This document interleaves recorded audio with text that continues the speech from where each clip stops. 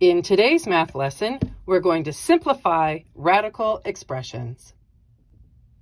So a big part of what we're doing as we simplify these radical expressions is to break down the number that is inside the square root and see where it comes from. And when we break it down, you're going to look for all of the prime numbers whose product is that number inside of the square root.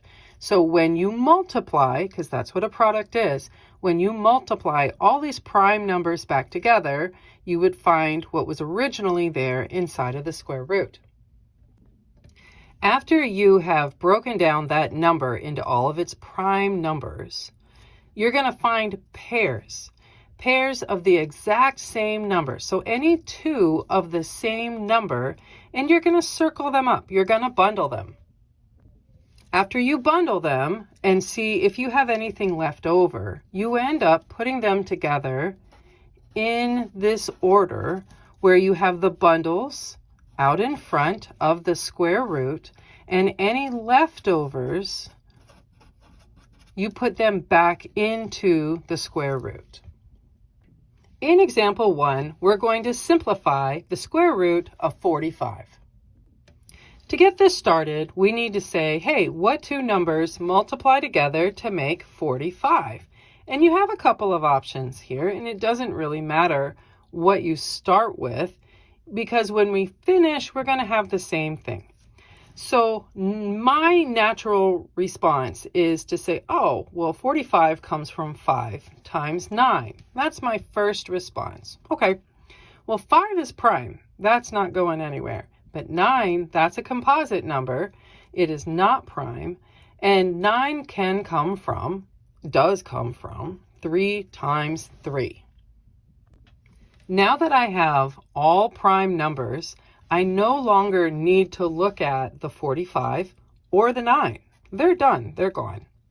So my bundle comes from these 3's. 2 of the exact same number makes a bundle. So we can label that. This is my bundle. And this 5, it doesn't get to make a bundle with anybody. There's only the one 5. So this is my leftover. And we saw from up in the introduction that we have bundles and then leftovers. So that's how we literally write it. So I have a bundle of 3's. I have my square root. And then my leftover is this little lonely 5. And so your final answer would be 3 times the square root of 5. There you go. In example 2, we're going to simplify the square root of 12. So let's break apart 12 and see where it comes from. One pair of numbers that we would say 12 might come from would be 2 times 6. Great. And 2 is prime. That's not going anywhere. But 6, again, that's a composite number. And 6 comes from 2 times 3. So in looking for my bundle, we know that 12 is not going to be messed with anymore because I broke it and I'm going to use it. 6 is not going to be messed with anymore because I broke it and I'm going to use its parts also. The bundle is the pair of the exact same numbers, which I have right there. I have a bundle of 2's. And then I have this oh so lonely leftover 3. So again, we say, all right, so bundle, square root, leftover.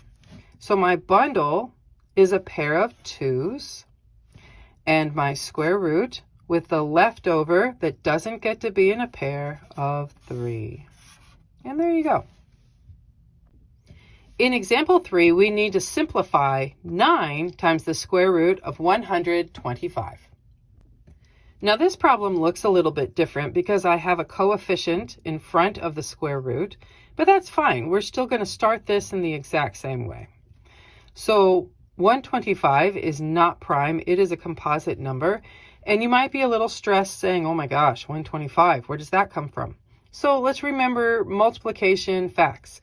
Any number that ends in a 0 or a 5 has to be divisible by 5. And if you use your brain, use your calculator, you discover that 125 divided by 5 is 25. Great. So 5 is prime. It's not going anywhere. But 25, that's very much composite, and that comes from 5 times 5. Okay. So here I see I've got a pair of 5s, and this is going to be my bundle. But I also have this leftover 5. And I no longer need to concern myself with the 125 or the 25 as I broke them and I'm now using their parts. But we have to acknowledge this 9. So here at the beginning of my root, I have this coefficient of 9. And I am going to bring him over ASAP, just immediately. And then I'm going to multiply this bundle of 5s. So we know bundles go outside of the root, but there's a 9 already outside of the root. And we are multiplying. Whenever you have a coefficient in front of a variable or a root, it's multiplying. So we're still multiplying this 9 to the bundle. Okay. And so now I have square root of my leftover, which is also a 5. So we clean this up just a little bit. The product of 9 and 5 is 45 with its square root of 5. And there you go. In example 4, we're going to simplify 4 times the square root of 45. Yes, again, we have a coefficient in front of the square root, but let's tear apart the 45 first. So there's different ways to look at where 45 came from. Let's take it from the aspect of, hey, 3 times 15. Okay, so 3 is prime. We're not going to break it, but 15 is not prime. It's composite. It comes from 3 times 5. So we see very quickly that I have a bundle of 3s and I have a leftover 5.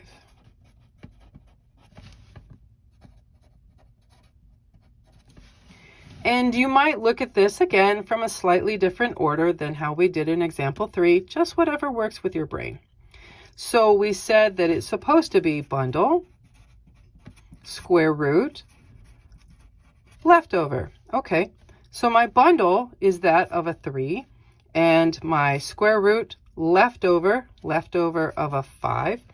But remember, we have a 4 that has to be acknowledged and brought to the front of our bundles, and that 4 will be multiplied to that bundle of 3s. All right, so we haven't lost any pieces, we haven't forgotten anybody, and then we just clean this up a little bit.